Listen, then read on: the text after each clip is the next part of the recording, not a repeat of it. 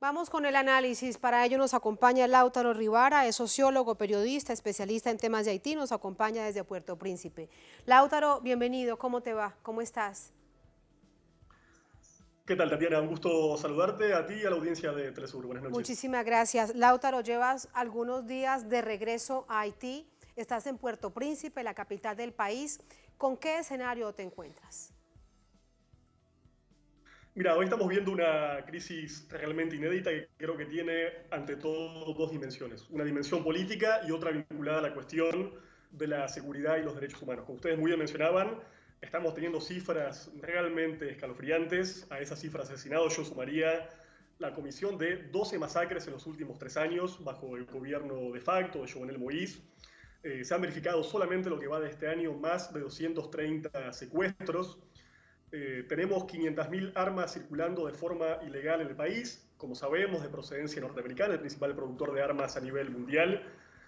Más de 76 grupos armados operando en todo el territorio y ahora también desde hace un mes 17.000 personas desplazadas en diferentes barrios populares de la capital Puerto Príncipe. Todos estos, me gustaría insistir, son datos suministrados por entidades del propio Estado haitiano o por prestigiosos organismos de derechos humanos a nivel nacional e internacional.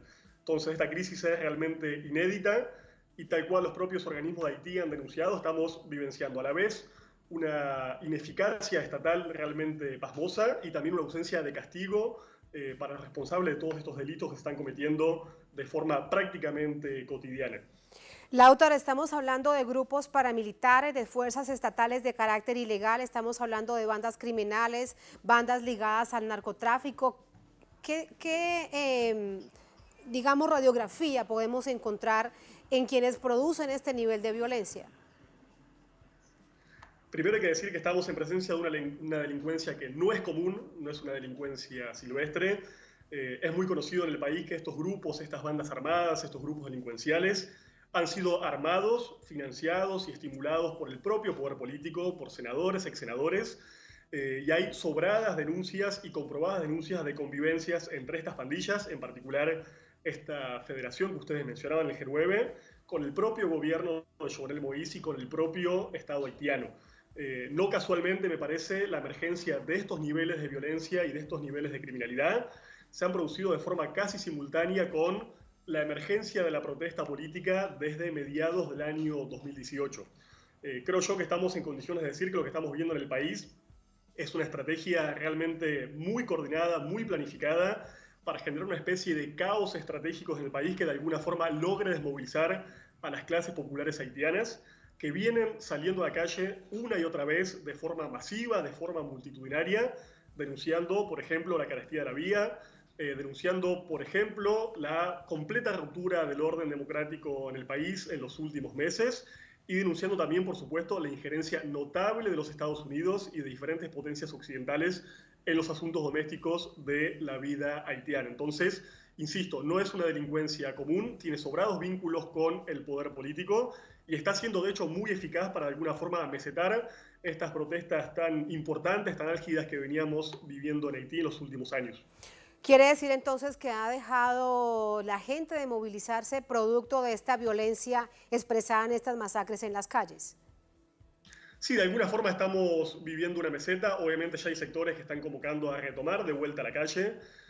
Haití está viendo un fenómeno inédito que es el práctico secuestro de la noche por la inseguridad generalizada, por el miedo de la población a estas bandas armadas. A partir de las 6 de la tarde no estamos viendo prácticamente ningún tipo de movimiento en la capital Puerto Príncipe, una capital por lo general muy populosa, muy movimentada.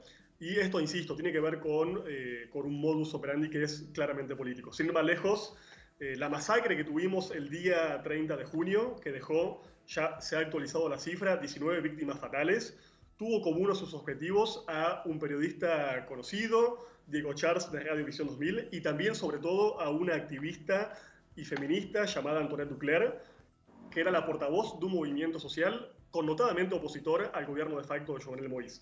No es la primera vez tampoco, se han producido otros asesinatos y desapariciones de periodistas y también una serie de asesinatos políticos a figuras notables, como fue el caso, por ejemplo, de el que fuera el presidente del Colegio de Abogados de Puerto Príncipe, el señor Montferrier Dorval. Que Estamos produjo viendo una entonces, cantidad, insisto, sí lo Sí, recordamos, que produjo una cantidad, una enorme indignación y una cantidad de gente que se fue a las calles a rechazar, a condenar este asesinato.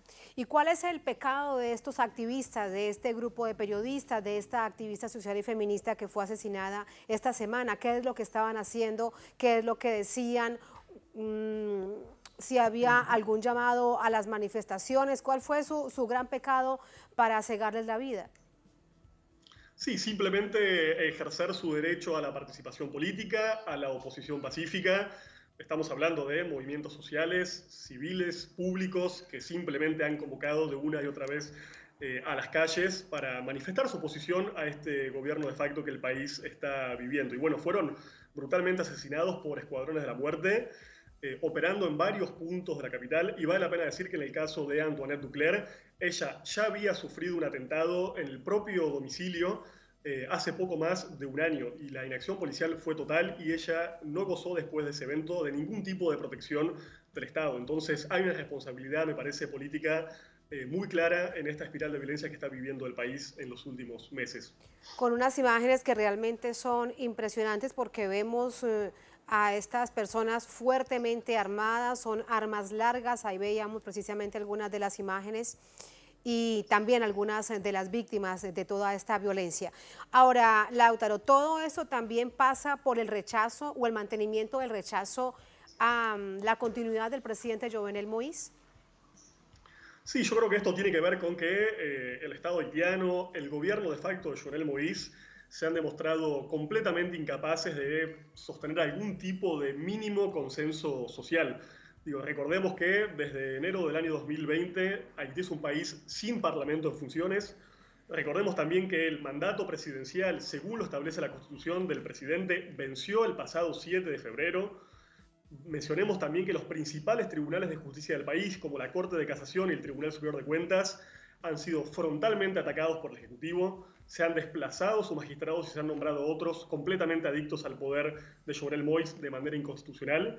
Entonces, insisto, también la base, el fondo de esto es una crisis de tipo política y creo yo que hace tiempo que lamentablemente la oligarquía haitiana y la burguesía importadora del país ha decidido recurrir a una vía paramilitar para desmovilizar a la gente, para de alguna forma destruir este poderosísimo tejido social y comunitario que Haití supo tener y para instaurar, como algunos sectores están proponiendo ya, alguna dictadura de tipo neoduvalierista, una dictadura en el sentido estricto del término y basado en las fuerzas represivas de estos sectores paramilitares, o lo que podría ser incluso peor todavía, algún tipo de ocupación internacional como la que Haití ya sufrió bajo la MINUSTAH y la MINUSJUS durante 15 largos años. Ninguna de esas soluciones son válidas ni van a solucionar nada para el pueblo haitiano. Ya el pueblo las ha sufrido, las ha rechazado. Y bueno, creo que es importante hacer un llamado a la comunidad internacional para lograr una pacificación de Haití. Me parece que es bastante notable que organismos de derechos humanos a nivel internacional se hayan llamado a silencio sobre una crisis que si estuviera dando en otro país, realmente me parece que estaría concitando la opinión de toda la opinión pública, por lo menos a nivel hemisférico. Es que realmente llama profundamente la atención, con eso quiero despedirte, Lautaro, el silencio de la llamada comunidad internacional.